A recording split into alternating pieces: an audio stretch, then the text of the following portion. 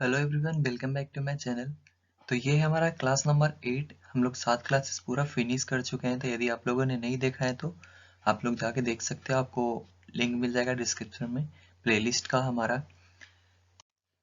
तो इस वीडियो में हम लोग देखने वाले हैं जैनिज्म के बारे में। यानी इसमें हम लोग जैन धर्म के बारे में पढ़ेंगे एंड भगवान महावीर के बारे में पढ़ेंगे जो और उनके तीर्थंकर थे उन सब के बारे में पढ़ने वाले हैं।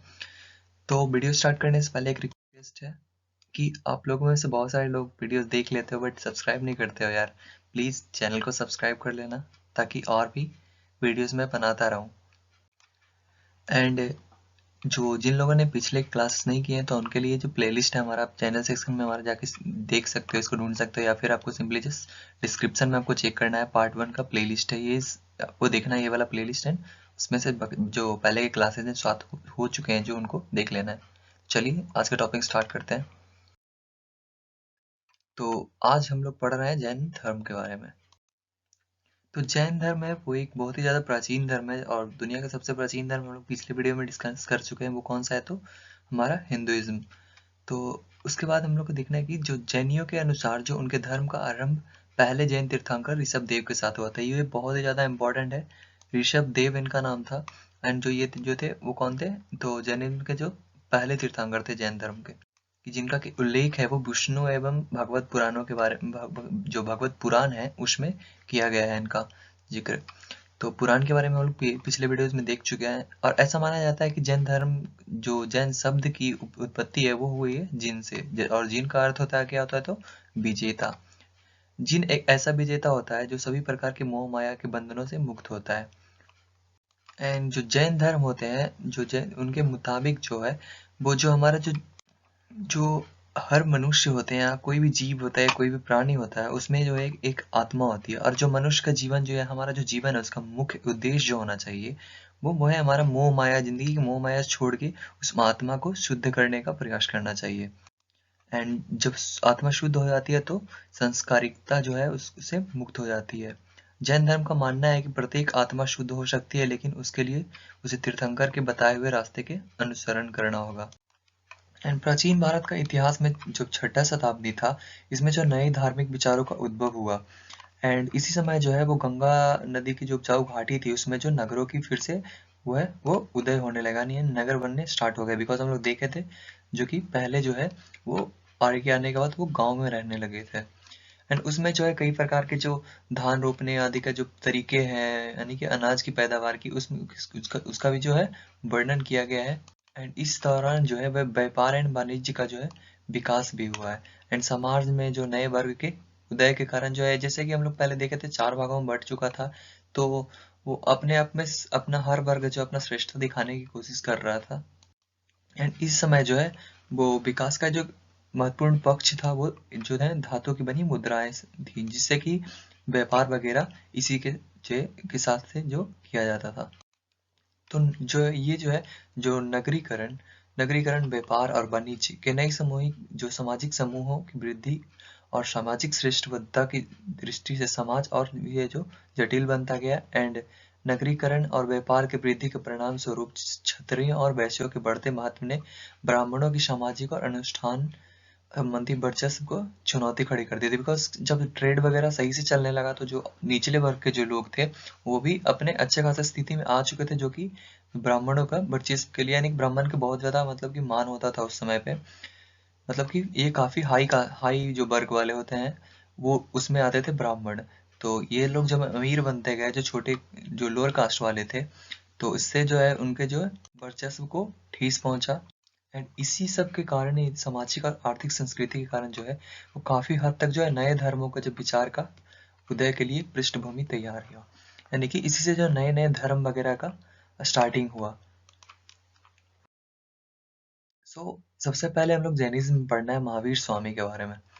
तो महावीर स्वामी जो थे वो थे जो जैन धर्म के 24वें और अंतिम तीर्थंकर माना जाता है। किनको? तो वर्धमान महावीर को। इनका जन्म जो है वो 599 ईसा पूर्व से लेके 527 ईसा पूर्व तक इनका मतलब इनका जीवन काल है। पहले क्या होता था, जब लोग ईसा पूर्व की बात करेंगे तो पहले जो टाइम घटता था, एंड फिर हम लोग 1 2 3 4 लाइक गिनते हैं, उस समय 4 3 2 1 ऐसे करके करता था। इसीलिए यहाँ पे दिया जाता है कि जो 599 ईसा पूर्व जो है इनका जन्म हुआ था, एंड 527 ईसा पूर्व तक ये जीवित रहे थे, यानी इनकी मृत्यु हो गई थी फिर।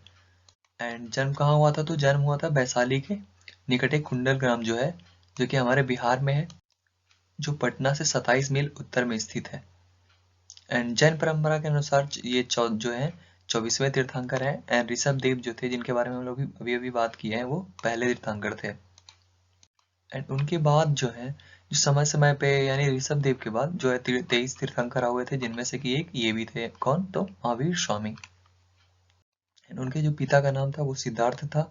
एंड उनके जो उस क्षेत्र के राजा थे, एंड माँ का नाम जो था वो था त्रिशाला। एंड संबंध उनका जो था लिच्छवी परिवार से था, यानी लिच्छवी राज परिवार से। तो इनका आपको इनका जो बचपन, इनका नाम याद रखना है, इनकी माता एंड पिता का नाम याद रखना है। एंड जो 30 वर्ष की उम्र में महावीर सबको छोड़कर आध्यात्मिक खोज में निकल पड़े थे। एंड उन्होंने 12 वर्ष तक कठिन तपस्या की और उपासना करते रहे, तब जाकर उन्हें जो है कैवल्य की प्राप्ति यानी ज्ञान की प्राप्ति हुई। उन्होंने 30 वर्ष तक जैन धर्म का प्रचार किया और भिक्षुओं से लेकर के गृहस्थ तक बड़ी संख्या में लोग उनके शिष्य बने। 527 ईसा पूर्व में 72 साल की उम्र में जो इनका जो निधन हो गया, यानी इनकी मृत्यु हो गई। और कहाँ हुई थी इनकी मृत्यु? तो बिहार में राजगीर के निकट जो पावापुरी है, उनमें वहाँ उनका देहांत हुआ था। तो मैंने एक ब्लॉग अपलोड किया है पावापुरी में। आप लोग कितने लोग गए हैं पावापुरी, ये कमेंट करके आप लोग जरूर बताना। आप चाहो तो वो ब्लॉग देख सकते हो आप लोग, आपको मिल जाएगा डिस्क्रिप्शन में लिंक उसका। फिर आगे देखते हैं हम लोग महावीर स्वामी के बारे में। पढ़ना है हम लोग को जो जैन धर्म के तीर्थंकर थे उनके बारे में। तो इन पहले हम लोग को देखना है ऋषभ देव के बारे में। ऋषभ देव थे, उनको जो आदिनाथ भी कहा जाता था। एंड जैन जो ग्रंथ है उनके अनुसार माने तो हम लोग को 1000 वर्ष तक इन्होंने तपस्या की थी, उसके बाद इनको ज्ञान की प्राप्ति हुई थी। समझ रहे हो आप? 1000 वर्ष तक जो ऋषभ देव है उन्होंने तपस्या की थी, तब उनको ज्ञान की प्राप्ति हुई। और इनका जिक्र जो है वो ऋग्वेद में और अथर्ववेद में भी किया गया है, और पुराणों और मनुस्मृति जिसके बारे में हम लोग पहले पढ़ चुके हैं उसमें भी इनका किया गया है। शिव पुराण में इन्हें जो है वो शिव जी का अवतार भी बताया गया है। और इनको मोक्ष है वो कैलाश में माना जाता है कि इनको मोक्ष मिला था। एंड इसके बाद जो और भी कुछ तीर्थंकर है उनके बारे में यहाँ पे दिया हुआ है, आप लोग अच्छे से वीडियो को पॉज करके देख लेना, बिकॉज मैं ब्रीफली एक्सप्लेन कर रहा हूँ, बाकी आपको खुद से पढ़ना है। अदरवाइज बहुत ही ज्यादा वीडियो बड़ा हो जाएगा एंड आपको बोरिंग भी लगने लगेगा। फिर हम लोग को देखना है जैन धर्म के ग्रंथ के बारे में। तो जैन धर्म साहित्यिक रूप से बहुत धनी था, एंड अनेक धार्मिक ग्रंथ लिखे गए थे यहाँ पे। ये ग्रंथ संस्कृत, प्राकृत और अपभ्रंश भाषाओं में लिखे गए थे। केवल ज्ञान जो मन प्रव्य ज्ञानी, अवधि ज्ञानी, चतुर्दश पूर्व के धारक तथा 10 पूर्व के धारक मुनियों को आगम कहा जाता था। इसके जो ऋषि मुनि होते थे उनको क्या बोला जाता था? आगम बोला जाता था। ये सब वर्ड जो मेन आपको नोटिस करना है। एंड इनके द्वारा जो उपदेश दिए गए थे उनको भी आगम नाम से संकलित किया गया है। दिगंबर जैनों द्वारा जो समस्त 4500 आगम ग्रंथ की जो लिखे गए हैं, जिसको कि 4 भागों में विभाजित किया है, तो वो 4 कौन कौन से हैं? तो प्रथम अनुयोग है, कर्णानुयोग, चरणानुयोग एंड द्रव्यानुयोग। तो ये सब इंपॉर्टेंट चीजें हैं जिसको कि आपको नोटिस करते चलना है। तो बेसिकली जो जैन धर्म था उसको 2 भागों में बांटा गया था। दिगंबर, जो कि हमें भी अभी अभी हम लोग देखा यहाँ कि दिगंबर, एंड जो एक और थे वो थे श्वेतांबर।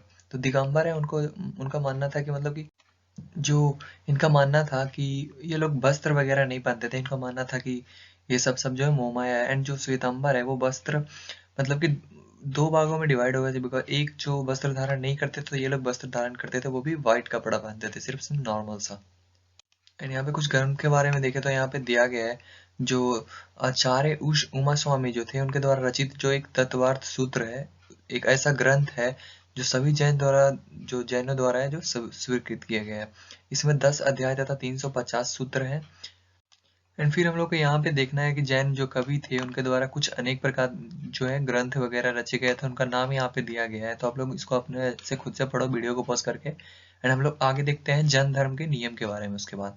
तो यहाँ पे जो है जैन धर्म के लिए जो श्रावक और साधियों को 5 व्रत धारण करना पड़ता था, और ये जो व्रत है वो महाव्रत कहलाते थे। ये बेसिकली ये 5 चीजों को फॉलो करना रहता था।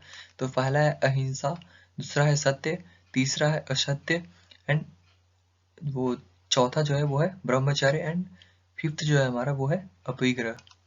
तो अहिंसा का मतलब आप जानते हो, सत्य का मतलब भी जानते हो। असत्य जो किसी व्यक्ति की वस्तु का बिना उसकी आज्ञा का ग्रहण न करना, यानी बिना किसी के दूसरे का सामान आप ले रहे हो तो बिना उसके ऑर्डर के नहीं ले सकते बिना पूछे, जब तक कि वो हाँ ना करे खुद से। ब्रह्मचर्य मतलब कि हो गया कि मन वचन और क्रम से सभी प्रकार के मैथुन का त्याग करना, यानी कि मतलब जो है ऋषि मुनियों के जीवन जैसे जीते हैं वैसे उस तरह से रहना। एंड अपिग्रह हो गया विभिन्न पदार्थों के प्रति आसक्ति का त्याग करना। सो ये थे 5 जो है जैन धर्म के जो नियम है।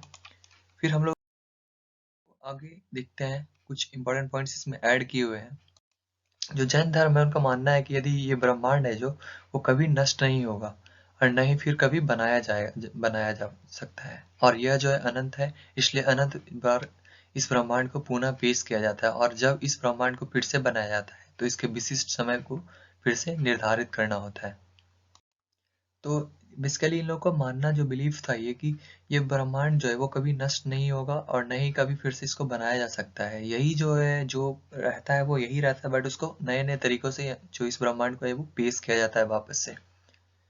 बिकॉज जब इस ब्रह्मांड को फिर से बनाया जाएगा तो जो समय है ये सब इन सभी चीजों को जो फिर से निर्धारण करना होगा। जो काल चक्र है, काल चक्र में ब्रह्मांड के 2 बार जो पुनरुद्धार हुआ है और उनके जो बीच जो पुनर्वसु के बीच के समय को जो है वो क्या कहा जाता है, तो अर्धचक्र के नाम से उसको जानते हैं।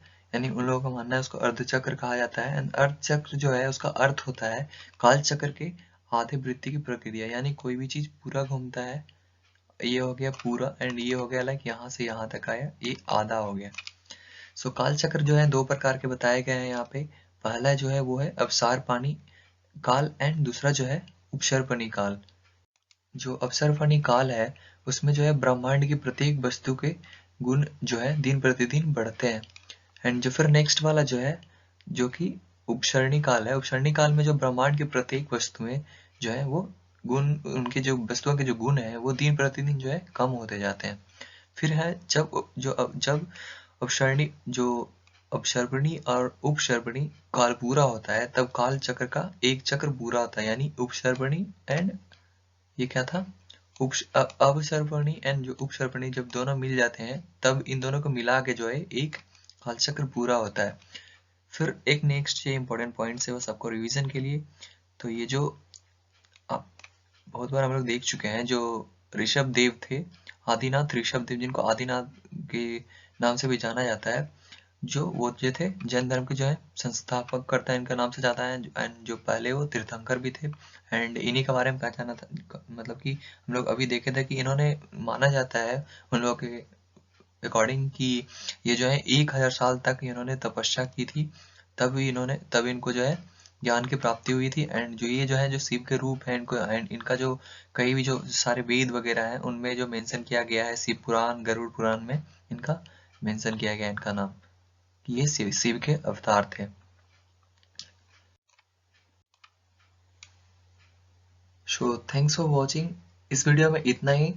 तो आप लोगों को ये मत देखना कि मैंने जब जस्ट ब्रीफली एक्सप्लेन कर दिया तो आप लोग इतना मत समझना कि बस इतना में ही हमारा खत्म हो गया। आपको वीडियो को फिर से मतलब कि पॉज करके देखना है जब फर्स्ट टाइम आप देख रहे हो। एंड यदि आप लोग एक बार पढ़ लिए हो उसके बाद सेकेंड टाइम में यदि आप वापस सुनना चाहते हो रिवीजन के लिए, तब आप इसको जो मैं बोल रहा हूँ बस आप उतना सुन के आप लोग रिवीजन कर सकते हो। बट जब फर्स्ट टाइम आप पढ़ रहे हो तो आपको पूरा पढ़ना चाहिए ताकि आपको अच्छे से समझ में आए। यदि आपको और भी ज़्यादा ब्रीफली एक्सप्लेन करना है, मैंने ये कुछ बुक्स वगैरह से नोटिस करके जो इम्पोर्टेंट मेरे को लगा वो मैंने इसको अलग करके यहाँ पे मैंने इस पे वीडियो बनाई है। यदि आप डिटेल में पढ़ना चाहते हो तो एक बुक है, जो मैं बुक का जो पीडीएफ है मैं वो अपने टेलीग्राम ग्रुप पे डाल दूंगा, तो आप लोग वहाँ से चेक करके जिनको डिटेल में पढ़ना है वो पढ़ सकते हो। अदरवाइज जो एग्जाम का पॉइंट ऑफ व्यू से ये इनफ है।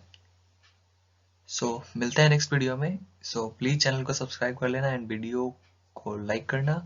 एंड आप लोग क्वेश्चन पूछ नहीं करते हो, आई नो व्यूअर ज़्यादा नहीं है, बट प्लीज आप में से कोई देख रहा है तो कमेंट किया करो इससे रिलेटेड ऑब्जेक्टिव वगैरह, जिसको कि हम कभी अगले वीडियोस वगैरह में उसको डिस्कस कर सकें। सो आप अच्छे से पढ़ते रहो एंड एंजॉय करो। Thanks for watching, see you in the next video, bye.